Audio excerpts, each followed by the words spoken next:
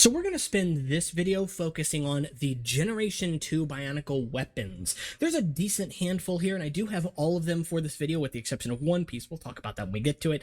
But that said, there's a lot to love here, and I think that you could make a pretty good argument for some of these weapons even being like your favorite from all of Bionicle. So let's just get right on into it, and of course, if you like this type of content, make sure you're subscribed, or you can share the video, do whatever you want, help the algorithm out. January is the slowest, hardest year on YouTube, so it really helps anything you think you can do. Now, let's go ahead and get right on into it, focusing on these two weapons here, arguably some of the largest, if not the largest weapons from all of Bionicle. They share dimensions pretty closely with the Toa Lee-Kan weapon from back in 2004. And one reason that I really like these so much is that these are a dual-use tool. In fact, all of the tools from the Master Wave have dual uses. I really appreciate that because honestly, it's something that I loved with the Toa Nuva sets, with the Toa Metru sets, with Lee-Kan himself, and then it was something that kind of went out the window for a while. We'd get a couple weapons that had dual uses here and there, but I understand why. It's actually really difficult to design something that feels effective as a weapon and as a tool, right? So these weapons do an excellent job of that. I inserted the gold flame piece here just so you know that this is a separate piece, and thankfully it's a piece that I think LEGO still makes to this day, meaning that, hey, maybe we'll see it in more colors, which also means you can sort of flavor these different ways, right? We see them in the 2015 sets as a flame piece here and as that ice piece on the white version of the weapon, but you could very easily turn this into an electric weapon by just swapping this out for the trans neon green and clear, or just going whatever direction you want. That's really something kind of special about these pieces. They're also really neat because of that dual use, being able to actually combine together like this, very similarly to the Lee-Kan weapon with a better hold in my opinion, and they turn into a lava board or a snowboard or a sled or a pair of skis and can flip around to become a shield as are used on Kopaka. Interestingly, the first wave of master sets, the 2015 sets, only give us 4 new weapon molds, but thankfully it does give us 6 colors of weapon total, so each Toa does get a unique weapon. Focusing more on those recolors as well, we have the Liwa and Gali weapon. I have those backwards, but you get the point here. I like to switch them because Gali has a heavier use of the gunmetal, and I really like the aesthetic of the gunmetal on her better. Aesthetic, that's a hard word anyway. But these pieces are really interesting because in my opinion they're probably my least favorite from the wave, but they're not bad weapons by any means. It's a strong wave, it's very hard to compete here. The thing with this weapon specifically is it just kind of feels like 3 things not really communicating with each other. You've got this sort of like winglet area here with these aileron whatever stabilizer bits on the end here, and then you've got these sort of like hooks on here to catch onto masks, and that's pretty cool. And the fan as well to mimic maybe those underwater turbines or, you know, jet engines for flying through the air. It's a really cool concept. I love the way that these weapons are done, and I really appreciate the fact that they are given axles on the top and bottom as well. More axle connections for weapons? Yes, please, you know? That just gives you more options for connecting them to whatever you want. And in fact, all of the master weapons, save for I guess one, have 2 axles. That one without the 2 axles, and I'm going to use air quotes when I say that, is this one, which technically does have 2 axles, but that's because it's 2 separate pieces, which I find really weird. The one missed opportunity with this weapon specifically is that this is a loose connection here, so it doesn't hinge, it doesn't like click into different places. I have actually modified mine, melted a little bit of extra plastic in there, I know, crazy, but to go into all of these different openings so that it hinges, it ratchets into different joints, and that I like. This is the Jetarang, or a boomerang type of weapon that can fold completely in half as well, which is a good homage, a good nod to Pohatu's pinchers, by the way, and this is for the Pohatu set as well. In fact, it is exclusive to the Pohatu Master set.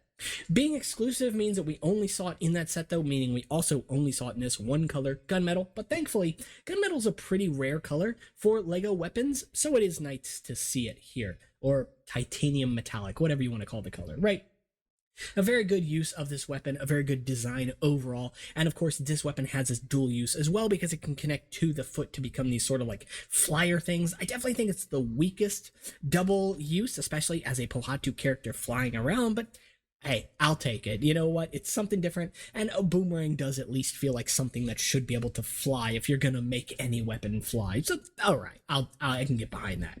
Lastly, and probably my favorite weapons from all of Bionicle Generation 2, the Onua claw here. Now, this is the shovel claw piece, which I adore. It is the last weapon from the Toa Master line that we'll be taking a look at, but I do have other weapons here.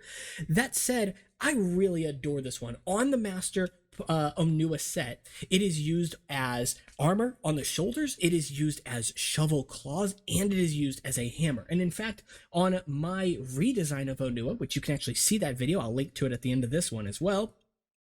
On that one, I actually use it on a pickaxe build as well, meaning that when you can take the weapon apart, instead of being left with a staff end that attaches to the back as it doesn't really do anything else, you can use the pickaxe as its own weapon too. So it's such a versatile weapon, and thankfully you get 4 of these with that Onua set, all in flat silver. Unfortunately, I would have loved to have seen a recolor of it even in that set, and they are exclusive to that set, which feels like a missed opportunity, honestly, because like, they're really good design weapon. They've got these awesome bar connections on the front, which I believe go unused. And again, 2 axle connections, one on the back, one on the sides here, both of which get used in some way on the set. So I really, really appreciate that.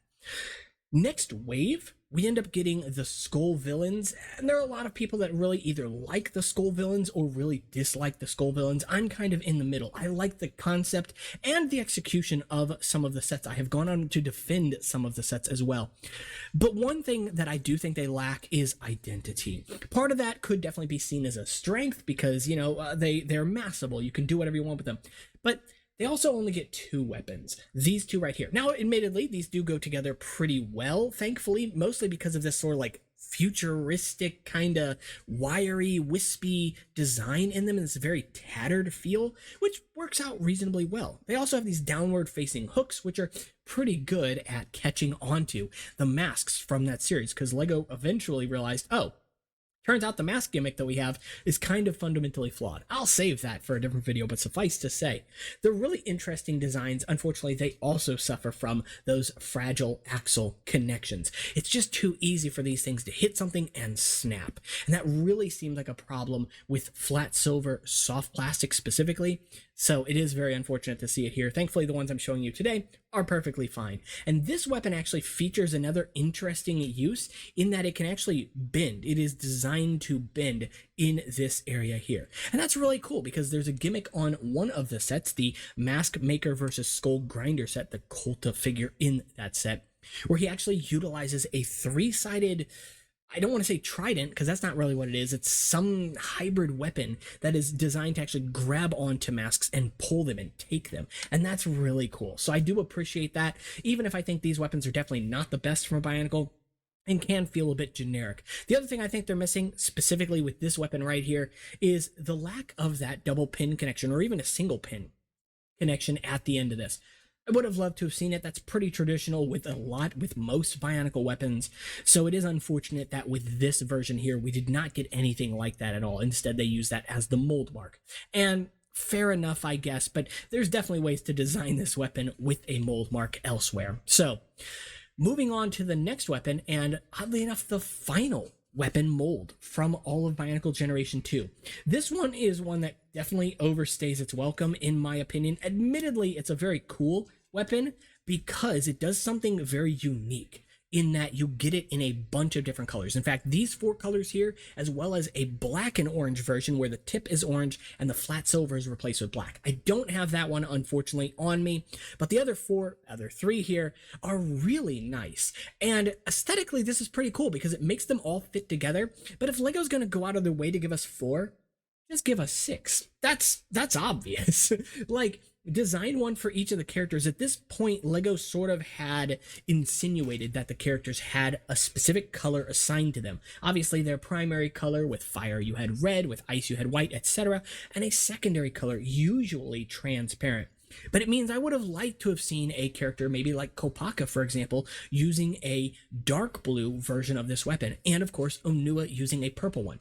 If you don't give them to the main characters, that's fine. Throw them in the creature sets instead, or find a way to use them elsewhere. LEGO would actually go on to give us a repeat of this weapon in several other sets, including one of the beast sets, when they had the opportunity to give it to us in that purple color, and arguably even the dark blue color with the Storm Beast and Quake Beast. And it's really unfortunate to see that they didn't, because it's a fundamental misunderstanding, I think, of the collectability of a piece like that, and especially how special it is as a piece that uses the same color on the base but changes the color of the tip. It almost feels like it has this elemental surge that's dependent on the character that's carrying it, and I like that. Another fragile weapon, unfortunately, though, not just at the axle in this case, but also this area right here can snap, and that snap can actually go all the way across. Really unfortunate. I don't know how LEGO misses this stuff at some point. Now, there is an argument to be made that these aren't technically all of the weapons that Bionicle Generation 2 gave us, because you could definitely argue that this is a weapon. I don't want to make that argument because I see it as more of an accessory. It is just a different version of a claw piece that existed prior, and it's a cool addition to those pieces, thankfully. Another very fragile piece. Unfortunately, this clip here can break very easily, which is sad. And you could also make the argument that the bear trap piece from the Uniter wave was also its own weapon, sort of. Now, I do have gunmetal ones. I don't know where they're at right now. I think I'm using them somewhere, so I'm just going to show you a bootleg one instead. And I apologize if you've never seen it before in this trans light blue color. This is a bootleg from Zion Tyros, but this is exactly the same piece, otherwise just made of ABS or some harder plastic rather than a polypropylene or something soft. It does have an axle connection there. It does have pin connections, so I kind of want to consider it a weapon, but it is never used in a character's hands. You know, it's almost always used as armor or as its own little sub build, very similar to the Skull Spiders. So that one could go either way. And as honorary mentions, although not weapons in this case here, I also wanted to show you the 3 armor pieces that were designed for Bionicle Generation 2. Technically, there's 4. There's a crystallized piece, but that's its own shell.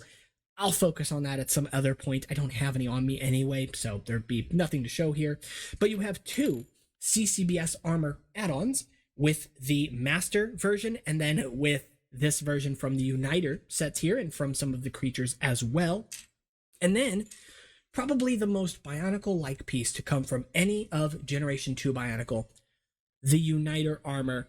Well, this version of the Uniter armor. This is the Unity piece, or piece of Unity, whatever you want to call it. I don't know. But to me, this is just an honorable sort of addition to the Baraki armor. It attaches in very similar ways, having 2 pinholes on the front, having this sort of I don't want to say proprietary, but you can see that it steps in the dimensions on the inside here, and that's pretty cool. It is something that some of the Baraki armor pieces do as well, and I really appreciate this piece. This is also ABS plastic, and it does come in all 3 of the metallic colors used from Generation 2 Bionicle, being flat silver, pearl gold, and gunmetal, another rare color for armor specifically.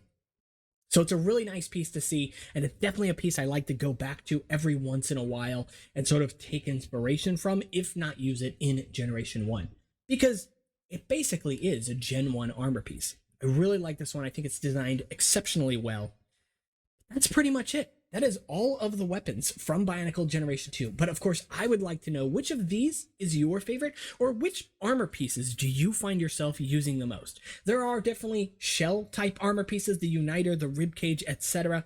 But I didn't want to focus on those here. Shells can be its own thing.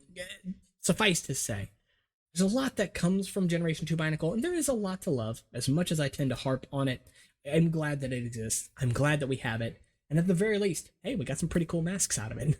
With that said, though, of course, make sure to join the conversation in the comments below. Or, of course, again, please subscribe if you like the content that you see here.